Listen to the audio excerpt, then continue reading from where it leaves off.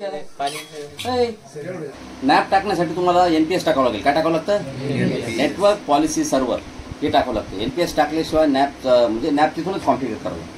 मग त्यासाठी तुम्हाला एनपीएस टाकण्यासाठी तुम्ही जावा मॅनेजमध्ये गेल्यानंतर add roles and features, then click next, remote role based and feature based installation, next, and here is the network policy server, network policy and access services. बराबर है? So select this network policy and access services, add the required features, and here we go. We don't have to select anything from here. याच्यामध्ये बघा network policy server आहे, त्याच्यानंतर HRA आहे, त्याच्यानंतर HCAP आहे, म्हणजे health registration authority HRA and HCAP हे host credential authorisation protocol. तर आपल्याला हे बाकी घ्यायचं नाही, कारण की हे सगळे डिजिटल सर्टिफिकेट बेस्ड कॉन्सेप्ट आहे. तर आपल्याला फक्त घ्यायचं network policy server. Okay, here we can configure the network access protection. Next and तो घालतो मी, बरोबर आहे. आणि त्याच्यानंतर या ठिकाणी आल्यानंतर हे बघा नेटवर्क पॉलिसी सर्व्हर. आता नेटवर्क पॉलिसी सर्व्हरमध्ये जा. बघा एनपीएस आहे, याच्यामध्ये एनपीएसमध्ये गेल्यानंतर तुम्हाला भरपूर ऑप्शन्स असायचे. जसं की आपण एनपीएसमध्ये लास्ट टाइम VPNची पॉलिसी बघितली, बरोबर. इथं हे काय पॉलिसीमध्ये येऊन आपण VPNची पॉलिसी सुद्धा क्रिएट केली होती. हे बघा इथं नेटवर्क पॉलिसीमध्ये हे बघा VPNची पॉलिसी. पण सध्या आपल्याला VPNच्या पॉलिसीचे काही नाही, आपण सरळ सध्या नेटवर्क ॲक्सेस प्रोटेक्शनमध्ये जातो इथं. आणि बघा नेटवर्क ॲक्सेस प्रोटेक्शनमध्ये आल्यानंतर तुम्हाला सगळ्यात पहिले काय करायचं मी तुम्हाला सांगतो. बरं, सगळ्यात पहिले ह्या ठिकाणी एनपीएसमध्ये या, नेटवर्क ॲक्सेस प्रोटेक्शनमध्ये या, आणि तर कॉन्फिगर सिस्टीम हेल्थ व्हॅलिडेटर्स म्हणजे SHV कॉन्फिगर करा. ठीक आहे ना, हा इथे SHV कॉन्फिगर करा. विंडोज सिक्युरिटी हेल्थ व्हॅलिडेटर, त्याच्यानंतर सेटिंग्स आणि डिफॉल्ट कॉन्फिगरेशन. आणि याच्यामध्ये आल्यानंतर बघा हे आहे SHV. याच्यामध्ये बघा काय दिलेलं आहे की बुवा तुमचं सिस्टीम हेल्दी आहे का नाही, तुमचं सिस्टीम हेल्दी आहे का नाही हे ठरवल्या कसं जाणार. मग firewall is enabled for all network connection. तुमचा फायरवॉल ऑन असेल तर तो हेल्दी, नसेल तर अनहेल्दी. आता बघा आपल्याकडे अँटीव्हायरस आहे का? आहे का? मग आपल्याकडे जर अँटीव्हायरस नाही तर आपलं सिस्टीम कधी हेल्दी होईल का? आपल्याकडे तर प्रॅक्टिकल पाहता येणार नाही ना. मग हे ना हे क्लॉज काढून टाका की अँटीव्हायरस इन्स्टॉल आहे किंवा अँटीव्हायरस अपडेटेड आहे, हे दोन्ही क्लॉज काढून टाका. आपल्याकडे अँटी स्पायवेअर आहे का? नाही आहे आपल्याकडे डिफेंडर, पण काय गरज नाही, त्याची गरज नाही ठेवायची, आपल्याला काढून टाका. त्याच्यानंतर या विंडोज अपडेटचं सुद्धा ऑप्शन काढून टाका. म्हणजे विंडोज अपडेटवर सुद्धा डिपेंड ठेवू नको. काही गोष्टी ऑटोमॅटिक अपडेटिंग इनेबल कोणतीच गोष्ट ठेवू नको. म्हणजे आपण काय केलं आता, या सगळ्या गोष्टी काढून टाकल्या. समजलं तुम्हाला? या सगळ्या गोष्टी काढून टाकल्या आपण.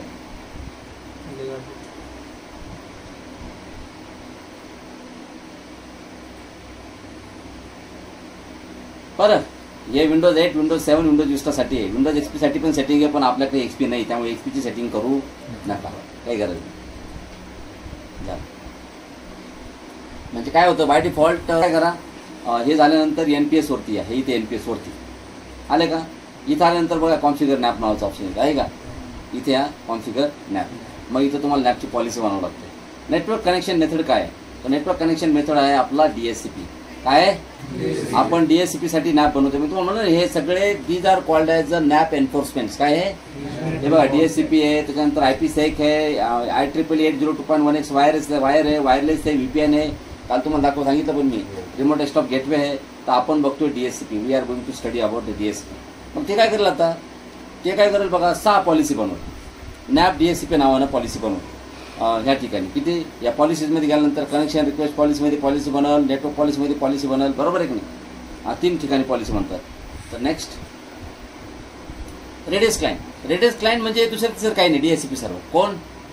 मग त्यानंतर DHCP सर्व्हर इथं ॲड करा, जो नॅपला म्हणजे नॅपच्या अंडरमध्ये राहील, बरोबर आहे की नाही? पण आता महत्त्वाची गोष्ट म्हणजे आपल्या ह्याच कम्प्युटरवरती DHCP बनेल. मग जर सेम सर्व्हरवरती तुमचा नॅप आणि तिथंच DHCP सर्व्हर जर असेल तर इथं कोणालाच ॲड करायचं नाही. बघा हे बघा, if the local computer is running a DHCP server you can skip this step and click next. तुमचा लोकल कम्प्युटर जर DHCP सर्व्हर असेल तर स्किप करायला आणि पुढे जा. स्कोप, कोणकोणत्या स्कोपला तुम्हाला हे काय करायचं आहे, कॉन्फिगर करायचं आहे? सगळ्या स्कोपला. आपलं काय आहे तुझ्या नाही, सगळ्या स्कोपला हे नॅप कॉन्फिगर पाहिजे. मशीन ग्रुप, कोणत्याही मशीन ग्रुप नाही, सगळ्याच ग्रुपला, सगळ्या युजर ग्रुपला अप्लाय कर. त्याच्यानंतर specify nap remediation server group and URL. आता बघा तुम्हाला काल मी सांगितलं याच्यामध्ये remediation server, nap remediation server म्हणजे WSS सर्व्हर. म्हणजे काय होईल, एखादा क्लायंट जर अनहेल्दी आहे, त्याच्याकडे जर विंडोज अपडेट जर नाही आहे, तर WSS म्हणजे काय होतं, तुमचा नॅप काय करतो, त्याला म्हणतो go to the WSS server and get updated and then again prove your आपल्याकडे नाही. Next Windows security health validator, आपण जे आता कॉन्फिगर नाही केलं का ते हां.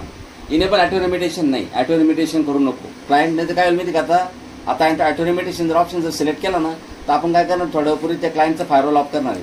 त्याचा फायरवॉल ऑफ केला का, आपण जसा ऑफ केला ते ऑटोमॅटिक आणून देतो, कारण की ऑटो रेमिडिएट करतो. Deny full network access to NAP ineligible client computer. जे क्लायंट कम्प्युटर नॅपचे एलिजिबल नाही, जे नॅप सपोर्ट करत नाही, त्यांना नेटवर्कचा फुल ॲक्सेस देऊ नको, डिनाय कर. 2 ही 3 आणि ह्या 3 म्हणजे 1 3 आणि 3 6 पॉलिसीज बनतात. कारण नेटवर्क पॉलिसीमध्ये 3, नॅप कनेक्शन पॉलिसीमध्ये 1 आणि हेल्थ पॉलिसीमध्ये 2. फिनिश. हे बघा तुम्ही जर आले तर या ठिकाणी पॉलिसीमध्ये गेले तर बघा आता पॉलिसीज बनले असेल. कनेक्शन रिक्वेस्ट पॉलिसीमध्ये 1, नेटवर्क पॉलिसीजमध्ये 3 आणि हेल्थ पॉलिसीजमध्ये 2, अशा 6 पॉलिसीज बनले. पण आता सगळ्यात महत्त्वाचं काय आहे बघा, अजून याच्यामध्ये खूप कॉन्फिगरेशन बाकी आहे. हे कॉन्फिगरेशन झालं, हे कॉन्फिगरेशन झाल्यानंतर नेक्स्ट कॉन्फिगरेशन काय करतं, आता इथलं कॉन्फिगरेशन झालं आपलं. आता नेक्स्ट आपल्याला ओपन करायचं DHCP. काय ओपन करायचं आहे, DHCPमध्ये आलेत का बघून घ्या. इथं काय याच्यामध्ये स्कोप वगैरे आहे का, बिलकुल एक स्कोप आहे याच्यामध्ये. सबनेट आहे, हा स्कोप आहे. स्कोपमध्ये लीज आहे, पूल आहे 109 पर्यंत. त्याच्यानंतर ॲड्रेस लिजेस कोणाला दिले की ॲड्रेस 91 ॲड्रेस हा रिझर्व आहे की नाही, क्लायंट 33ला हरदल. तर बघा हा स्कोप आहे ना, स्कोपच्या प्रॉपर्टीजमध्ये जा आणि प्रॉपर्टीजमध्ये गेल्यानंतर या ठिकाणी हे बघा नेटवर्क ॲक्सेस प्रोटेक्शन टॅबच आहे की नाही. आणि बाय डिफॉल्ट ते डिसेबल असतं. इनेबल फॉर दिस स्कोप म्हणजे नॅप ह्या स्कोपसाठी काय करा, इनेबल करा. इथं जर इनेबल नाही केलं तरी काही फायदा नाही त्याचा, समजलं तुला, झाला इनेबल. आता ह्या स्कोपसाठी नॅप इनेबल झालं. चालेल, आता हे नॅप DHCPचं काम झालं. आता त्याच्यानंतर जायचं आपल्याला ग्रुप पॉलिसीमध्ये. कुठं जायचं आहे, ग्रुप पॉलिसी. त्याच्यामध्ये 2 पॉलिसीज कॉन्फिगर करायच्या आहेत तुम्हाला. पहिली ग्रुप पॉलिसी मॅनेजमेंट कन्सोलमध्ये जा, डिफॉल्ट डोमेन पॉलिसी मॉडिफाय करा. आपल्याकडे डिफॉल्ट डोमेन पॉलिसी आहेच, एडिट करा. आणि डिफॉल्ट डोमेन पॉलिसीजमध्ये तुम्हाला सगळ्यात पहिले कम्प्युटर कॉन्फिगरेशनमध्ये पॉलिसीज आहे. पॉलिसीजमध्ये काय करायचं नाही, मग त्यासाठी आपल्याला विंडो सेटिंग्समध्ये जायचं आहे. विंडो सेटिंग्समध्ये गेल्यानंतर ह्या ठिकाणी आहे सिक्युरिटी सेटिंग्स. आणि बघा याच्यामध्ये असते बघा नॅप नेटवर्क ॲक्सेस प्रोटेक्शन. हे नेटवर्क ॲक्सेस प्रोटेक्शन आहे ना, मग नेटवर्क ॲक्सेस प्रोटेक्शनला एक्सपांड करा. त्याच्यामध्ये नॅप क्लायंट कॉन्फिगरेशन आहे आणि बघा त्याच्यामध्ये एन्फोर्समेंट क्लायंट्स दिलेले. तर हा एन्फोर्समेंट क्लायंट जे आहे ना, याला क्लिक करा आणि बघा इथं DHCP क्वारंटाईन एन्फोर्समेंट क्लायंट जो तो डिसेबल आहे त्याला इनेबल करा. बस झालं. हे झाल्यानंतर अजून एक काम राहिले आणि ते काम म्हणजे त्याच ठिकाणी सिस्टीम सर्व्हिसेस आहे की नाही. त्याच सिक्युरिटी सेटिंगमध्ये सिस्टीम सर्व्हिसेस आहे. सिस्टीम सर्व्हिसेसमध्ये नेटवर्क ॲक्सेस प्रोटेक्शन एजंट नावाची सर्व्हिस असते बघा. नेटवर्क ॲक्सेस प्रोटेक्शन एजंट म्हणजे काय माहिती का, प्रत्येक क्लायंट सिस्टीमवरती नॅप एजंट आहे, नेटवर्क ॲक्सेस प्रोटेक्शन एजंट नावाची सर्व्हिस असते आणि ती सर्व्हिस बाय डिफॉल्ट डिसेबल असते. आता फंडा असा आहे, ती सर्व्हिस जर डिसेबल जर असेल प्रत्येक क्लायंट मशीनवरती तर मग तर काही फायदाच नाही. मग प्रत्येक मशीनवरती जाऊन का मॅन्युअली इनेबल करत बसणार का दुसरी सर्व्हिस. इथूनच इनेबल करा. ग्रुप पॉलिसीच्या थ्रू सगळ्यांची इनेबल होऊन जाईल ऑटोमॅटिक. प्रॉपर्टीजमध्ये जा, define this setting to automatic करायला झाले. बस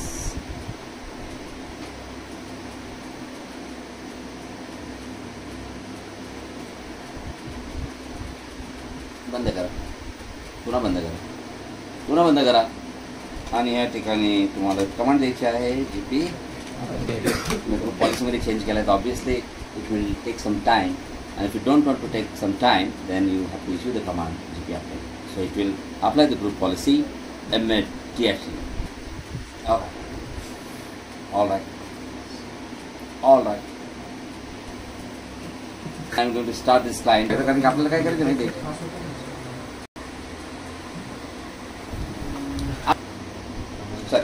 मी आय पी ॲड्रेस आता याचा आय पी ॲड्रेस कसं आहे, मी ॲडमिनिस्ट्रेटर यांच्यामुळे लॉग इन केलं बॉस, की कारण की आपण जर युजरला लॉग इन केलं असेल तर युजरला आय पी ॲड्रेस वगैरे चेंज करण्याची अथॉरिटी नसते ना.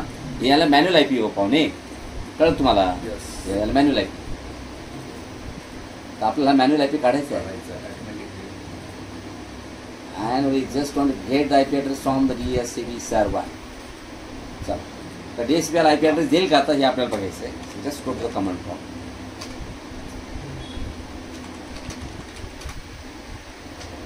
IP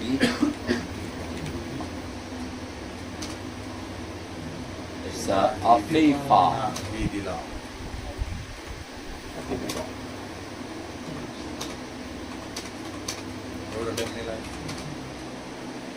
मिळाला, मला आय पी ॲड्रेस मिळालंच पाहिजे. आय पी ॲड्रेस नाही मिळालं कसं बरोबर आहे. हां, हे बघा आय पी ॲड्रेस मिळाला. पण काय मिळालं बघा, फाईल आय पी मिळाला. First I P 192.168.1.10. कारण 9 पर्यंत काय केलं आपण, 9 पर्यंत आपण एक्सक्लूड केलेले, बरोबर आहे की नाही. आणि बघा 10 आय पी मिळाला, पण सबनेट वाजवा काय फरक.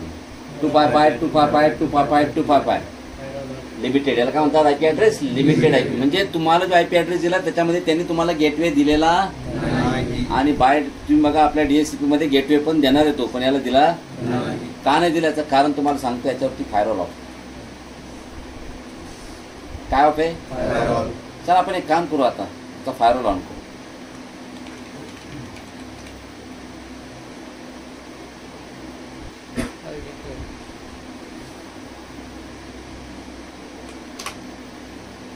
काही तुम्ही फायरवॉल ऑफ म्हणून आता त्याचा फायरवॉल ऑन करू.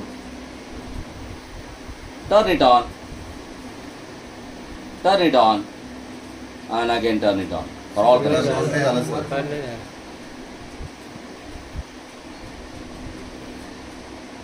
Okay? Okay. And now do one thing. ipconfig /renew. Get the IP address from the DSCP server now.